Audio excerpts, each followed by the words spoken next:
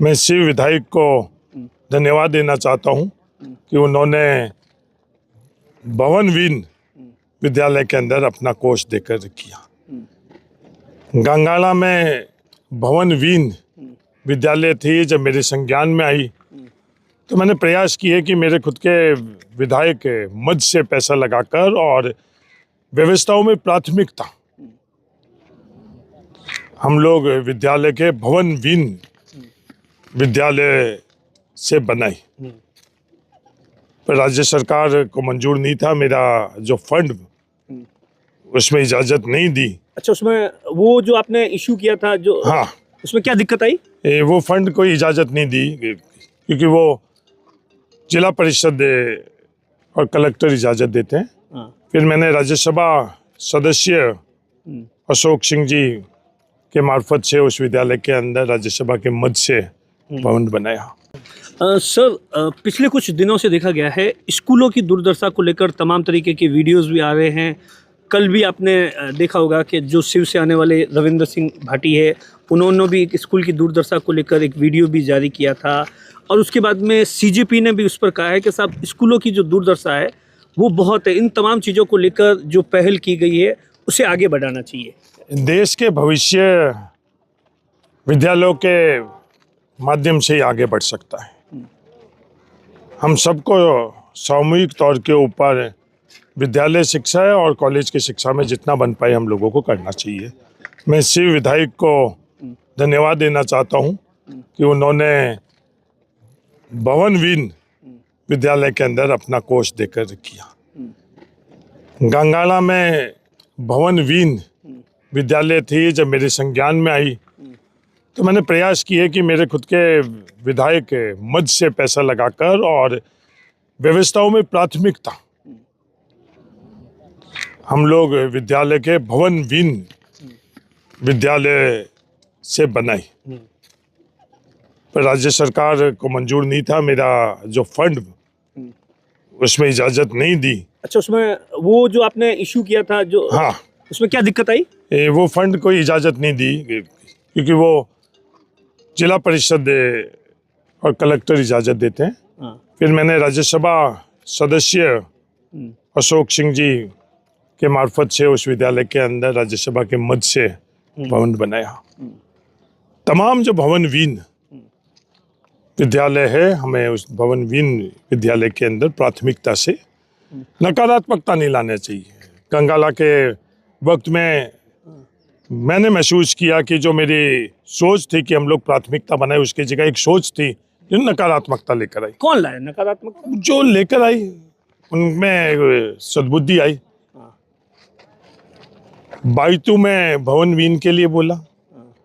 हाँ, बाइतू में भी भवनवीन है और की जगह भी भवनवीन है। वो भवनवीन किस कारण है कि भूमि नहीं है, उसके कारण भवन नहीं बन सका। हम सब लोगों को पहल करनी चाहिए। मेरे प्रयास लगातार है कि जो विद्यालय स्वीकृत है और जहाँ भूमि नहीं है उनमें हम लोग सरकारी भूमि अलॉट कराएं, पर सरकारी भूमि भी नहीं है तो अंत के अंदर हमको वहाँ निजी काश्तकार से ही भूमि लेनी पड़ेगी। इसमें हम लोग सफल नहीं हुए। तो जिससे जहाँ बन पाए भूमिवीन में भूमि और जहाँ भूमि है वहाँ भवन। और जब भवन है वहाँ फैसिलिटी नहीं है। देखो, फैसिलिटी तो प्राथमिकता नहीं है। मैंने लगातार, चाहे मैं खुद सरकार में था चाहे केंद्र में था, कि बजट के अंदर जो शिक्षा के मद में जो खर्च हो रहा है वो बढ़ना चाहिए। हमारे लिए शिक्षा से पहले प्राथमिकता और कुछ भी नहीं है। हर फंड जो CSR का फंड है, जो ONGC और तमाम जो तेल कंपनियां हैं, वो किसको दे रही है? वो RSS की संस्थाओं को दे रही है। RSS की संस्था? बिल्कुल RSS की। आप सीधे तौर पर ये आरोप लगा रहे हैं? मैं आरोप नहीं लगा रहा हूँ, ये फैक्ट है। मेरा निवेदन है कि आप इस फैक्ट को क्रॉस चेक करो कि ONGC और जो बाकी की तेल की कंपनियां हैं वो अपने CSR का पैसा RSS की संस्थाओं को दे रही है। उनको वो पैसा, ONGC को वो पैसा इन भूमिवीन भवनवीन विद्यालयों में लगाना चाहिए था। उसकी जगह वो RSS की संस्थाओं में लगा रही है। तो ये हम सब की जहाँ भी हम लोगों से बन पाई, जो हम लोगों के पास आर्थिक ताकत है देश की, उसमें सबसे पहली प्राथमिकता हमारे देश के भविष्य विद्यार्थियों की होनी चाहिए। कोई भी, चाहे शिव विधायक ने करी तो उनको भी धन्यवाद, सीजेपी ने भी करा उसको तो उनको भी धन्यवाद। कोई भी विचारधारा से ऊपर उठकर हमारे शिक्षा के अंदर हम लोग सहयोग करें, ये मेरा ख्याल है। सर, एक और बड़ी समस्या है, आपकी जब सरकार थी उस वक्त आपके जो मुख्यमंत्री जी थे उन्होंने ताबड़तोड़ तरीके से, चाहे स्कूल क्रमोन्नत को लेकर हो, कॉलेज को लेकर हो, हर विधानसभा के अंदर खोल दिए, जिसके भवन आज दिन तक भी नहीं है। तो आपको लगता है कि सिर्फ घोषणाएं करने से काम नहीं होता? वहां पर आप सुनिए 5 साल से कॉलेज चल रहा है, भवन नहीं है, इन तमाम मुद्दों पर आपकी क्या राय है? मेरा इस संदर्भ में अलग सोच है।